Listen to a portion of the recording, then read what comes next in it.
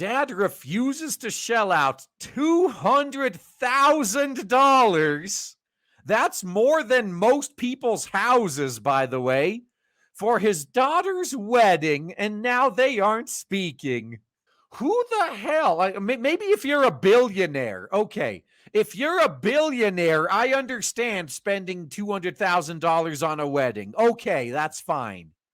Imagine spending more money than for a house on a couple day long event, and they're probably going to get divorced anyway.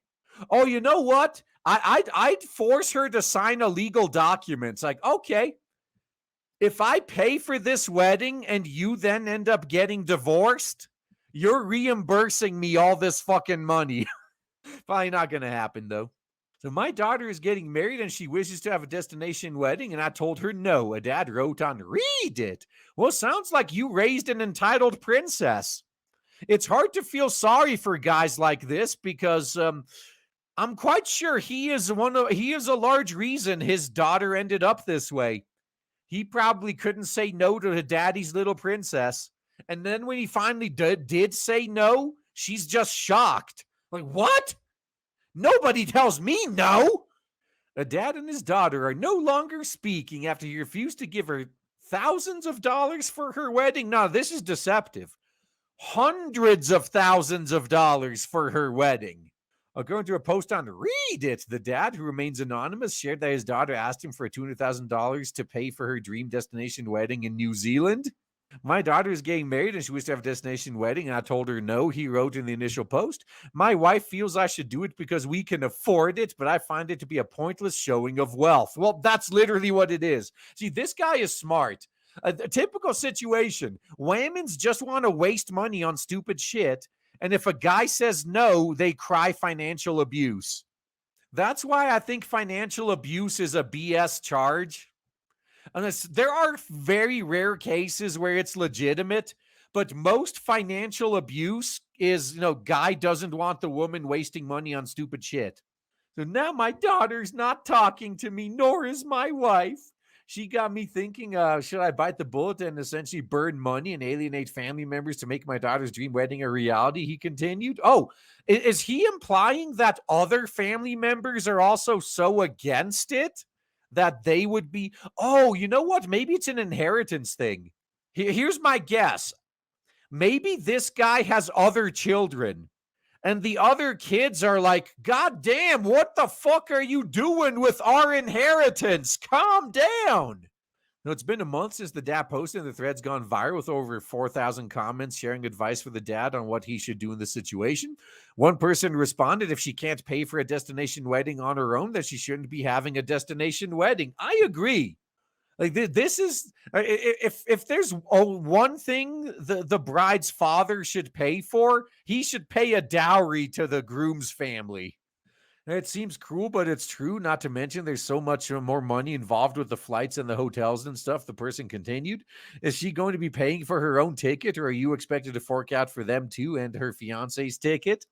The dad also explained in the comments that the guest list would be large on both sides of the family, so it would be a large wedding, he writes. So the father has since gone back to add into the post that in addition to paying this amount of money, guests would also have to spend their own money on travel plans. He also noted that the family is from New York. Oh, that's unfortunate. How can you have money if you live in that communist state? They haven't taken it all from you already? So it is 100% a destination wedding. She wants to get married in New Zealand. They are invited, but the price excludes them. Many of our family cannot afford to fly, let alone stay in New Zealand. Some of our family members don't even have a passport or have ever left the country. The dad replied to the comment, oh, God. So watch, half the family don't have a passport, and she gets butthurt at them for not getting a passport and taking out a loan to go to her wedding. Sounds like that kind of person. Now, yes, I told her I would pay for her wedding, but I never agreed to pay for a destination wedding. He continued. Oh, guys, this, I think, is the most important line in this article. Take notes. If you ever promise to pay for something for somebody else, you always have to put an upper limit. Because most people aren't pieces of shit. Most people are decent. If you go out to a restaurant and you offer to pay for dinner for someone, most people will order, like, average priced items, like what they normally would have ordered anyway. Maybe stick you with a $30 bill at the end of the night. But you get insufferable pieces of shit like this woman.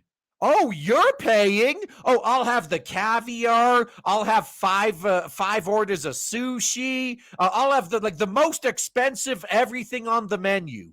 If you do not set that upper limit and you end up with one of these pieces of shit, that they will try to fleece you for all you're worth. And yes, this is a lesson I've learned the hard way too when offering to pay for other people. I never make that mistake again. Like, yeah, I'll pay for you up to this limit. If you want to, if like, I'm willing to pay $50. If you go over $50, you're paying the rest. And one user suggested the couple get married in New York and instead go to New Zealand for their honeymoon, while others suggested that's the smart idea, by the way. That's the smart idea. Or others suggested that the dad said he would pay for the wedding. The daughter should get the ceremony she wants. Yeah, I mean, technically, it's his fault for not realizing his daughter is a complete piece of shit and putting an upper limit on it. In an edit to the post, the man revealed he's presenting his daughter with an ultimatum. Tomorrow, I'm going to start making phone calls to price what a wedding in New York would cost at a different head counts from 100 to 200 people, he wrote. After I get that information, I will use that to make an informal choice, but it will be an either-or solution, the dad continued. Because they are playing this game, I will tell them, both of them, my wife and daughter, that it is a wedding or a house. Oh, God. No, okay. If he was willing to buy a house for her, okay, this is a different story.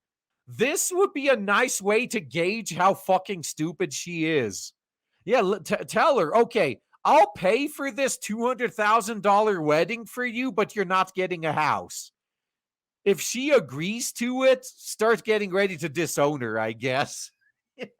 Like, well, just contact the groom. Yep, sorry, dude. She's your problem now. Make sure you keep your finances separate, though.